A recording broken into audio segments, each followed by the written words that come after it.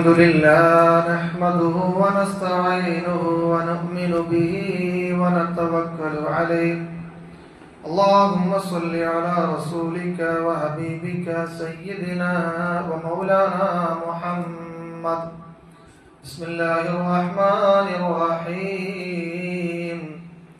واصنع الفلك بأعيننا ووحينا ولا تخاطبني في الذين ظلموا إنهم مغرقون. മഹാനായ നൂഹ് നബി അലൈഹി സ്വലാത്തു വസ്സലാമിന്റെ ചരിത്ര കഥ വിശുദ്ധ ഖുർആൻ അടിസ്ഥാനപ്പെടുത്തിയിട്ട് പറഞ്ഞു വരികയാണ്. നമ്മൾ തന്റെ ജനതയ്ക്കെതിരെ അവരുടെ നാശത്തിന് വേണ്ടി പ്രാർത്ഥിക്കേണ്ടി വന്ന ഒരു പ്രവാചകൻ, അതാണ് മഹാനായ നൂഹ് നബി അലൈഹി സ്വലാത്തു വസ്സലാം. അത്രമേൽ ധിക്കാരികളായിരുന്നു ആ ജനത. അത്രയും ആ ജനത മഹാനായ നൂഹ് നബി അലൈഹി സ്വലാത്തു വസ്സലാമിനെ പ്രയാസപ്പെടുത്തിയിരുന്നു, വെറുപ്പിച്ചിരുന്നു. ദയയും കാരുണ്യവും അർഹിക്കാത്ത വിഭാഗമായി അവർ അധപ്പതിച്ചു. അതുകൊണ്ട് തന്നെ നൂഹ് നബി അലൈഹി സ്വലാത്തു വസ്സലാമിന്റെ പ്രാർത്ഥന അള്ളാഹു സ്വീകരിക്കുകയാണ്.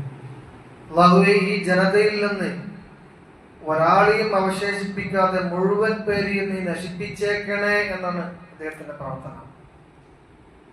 എന്നാൽ അവരിലേക്ക് ശിക്ഷ ഇറങ്ങുന്നതിന് മുമ്പ് ഒരു മരുപ്രദേശത്ത് കപ്പൽ നിർമ്മിക്കുവാനാണ് അല്ലാഹു സുബ്ഹാനഹു വ തആല നൂഹ് നബി അലൈഹി സ്വലാമിനോട് കൽപ്പിക്കുന്നത്. മരുഭൂമിയിൽ എങ്ങനെ കപ്പൽ ഉണ്ടാക്കുക, എന്താണ് കപ്പൽ, അതൊന്നും അവർക്കറിയില്ലല്ലോ. സഹസ്രാബ്ദങ്ങൾക്ക് മുമ്പുള്ള ബാബിലോണിയയിലെ മനുഷ്യന്മാർക്ക് ആ സമൂഹത്തിന് എങ്ങനെ കപ്പൽ പരിചയമുണ്ടാകും? അല്ലാഹു സുബ്ഹാനഹു വ തആല അതിന്റെ പ്രകൃതി, അതിന്റെ നിർമ്മാണ രീതി, അതിന്റെ സംവിധാനങ്ങൾ എന്നിവയെല്ലാം മഹാനായ നൂഹ് നബി അലൈഹി സ്വലാത്തു വസ്സലാമിന് പഠിപ്പിച്ചു കൊടുക്കുകയാണ്. പലകകൾ ഉപയോഗപ്പെടുത്തിയിട്ട് ആണികളാക്കിയിട്ട് അവ ഉപയോഗിച്ച് സുന്ദരമായ രൂപത്തിൽ അങ്ങനെ നൂഹ് നബി അലൈഹി സ്വലാത്തു വസ്സലാം കപ്പൽ നിർമ്മിക്കുകയാണ്. തങ്ങൾക്ക് പരിചിതമല്ലാത്ത ഒരു വസ്തു, ആ നിർമ്മാണം നൂഹ് നബി അലൈഹി സ്വലാത്തു വസ്സലാം ചെയ്തുകൊണ്ടിരിക്കുമ്പോൾ അത് അവിടെയും നിഷേധികളായ അദ്ദേഹത്തിന്റെ അനുയായികൾ വരികയാണ്, അദ്ദേഹത്തിന്റെ ജനത വരികയാണ്. എന്നിട്ട് അദ്ദേഹത്തെ പരിഹസിക്കുന്നു. ചരിത്രത്തിൽ കാണുന്നത് 300 മുഴം നീളവും 50 മുഴം വീതിയും 2 നിലകളിലുമായിരുന്നു ആ കപ്പൽ. അങ്ങനെ ബൈബിളിൽ ഒരു പരാമർശം കാണാൻ സാധിക്കും. 300 മുഴം നീളമുണ്ട്, 50 മുഴം വീതിയുണ്ട്, 2 നിലയായിരുന്നു ആ കപ്പൽ. ഇബ്നു കസീറിലും കാണാം, ഇന്നല്ലാഹ അമറഹു അൻ യസ്നഅഹാ മിൻ ഖശ്ബിസ്സാജ് وَيَجْعَلَ طُولَهَا 80 ذِرَاعًا وَعَرْضَهَا 50 ذِرَاعًا. ബൈബിളിൽ തന്നെയാണ് ഇബ്നു കസീറിലുള്ളത്. അതാണ് ഖുർആൻ പറയുന്നത്. സൂറത്ത് ഹൂദിലെ 37-ാമത്തെ വചനം, വസ്നഇൽ ഫുൽക ബിഅയ്യുനിനാ വവഹീനാ വലാ തുഖാതിബ്നി ഫില്ലദീന ളലമൂ ഇന്നഹും മുഗ്റഖൂൻ.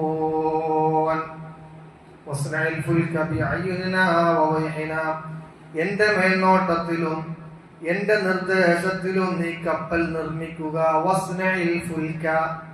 നൂഹ് നബി അലൈഹി സ്വലാത്തു വസ്സലാമിനോട് അല്ലാഹു തആല പറയുകയാണ്, വലാ തുഖാതിബ്നി ഫില്ലദീന ളലമൂ.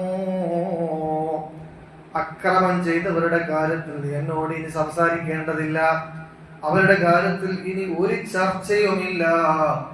ഇന്നഹും മുഗ്റഖൂൻ.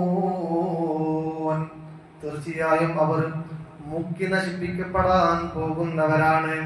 അങ്ങനെ വയസ്നഉൽ ഫുൽക, നൂഹ് നബി അലൈഹി സ്വലാത്തു വസ്സലാം കപ്പൽ നിർമ്മിക്കുകയാണ്. വകുല്ലമാ മറ അലൈഹി മലഉം മിൻ ഖൗമിഹി സഖിറൂ മിൻഹു. അദ്ദേഹത്തിന്റെ ജനതയിലെ ഓരോ പ്രമാണിക്കൂട്ടവും അദ്ദേഹത്തിന്റെ അടുത്തുകൂടി നടന്നു പോകുമ്പോഴെല്ലാം സഖിറൂ മിൻഹു, അദ്ദേഹത്തെ കളിയാക്കിക്കൊണ്ടിരിക്കുകയാണ്, പരിഹസിച്ചു കൊണ്ടിരിക്കുകയാണ്. ആ സമയത്ത് നൂഹ് നബി അലൈഹി സ്വലാത്തു വസ്സലാം പറഞ്ഞു, ഇൻ തസ്ഖറു മിന്നാ, കളിയാക്കിക്കോ, ഇപ്പോൾ നിങ്ങൾ എന്നെ കളിയാക്കുന്നു. ഫഇന്നാ നസ്ഖറു മിൻകും, എന്നാൽ നിങ്ങളെ നാം കളിയാക്കുന്ന ഒരു ദിവസം വരും. കമാ തസ്ഖറൂൻ, ഞാൻ ഈ മരുപ്രദേശത്ത് വെച്ച് ഇങ്ങനെ ഈ പലകകളിൽ ഒരു നിർമ്മാണം ചെയ്യുമ്പോ നിങ്ങൾ വേണ്ടുവോളം കളിയാക്കിക്കോ, പക്ഷേ നിങ്ങളെ ഞാൻ കളിയാക്കുന്ന ഒരു ദിനം വരാനുണ്ട്. ഫസതഅലമൂന മൻ യഅതീഹി അദാബുൻ യുഖ്സീൻ വയഹില്ലു അലൈഹി അദാബുൻ മുഖീം. സൂറത്ത് ഹൂദിലെ 39-ാമത്തെ വചനം. മൻ യഅതീഹി അദാബുൻ ഫസതഅലമൂന, നിങ്ങൾക്ക് വഴിയെ അറിയാം, നിങ്ങൾക്ക് വഴിയെ മനസ്സിലാകും.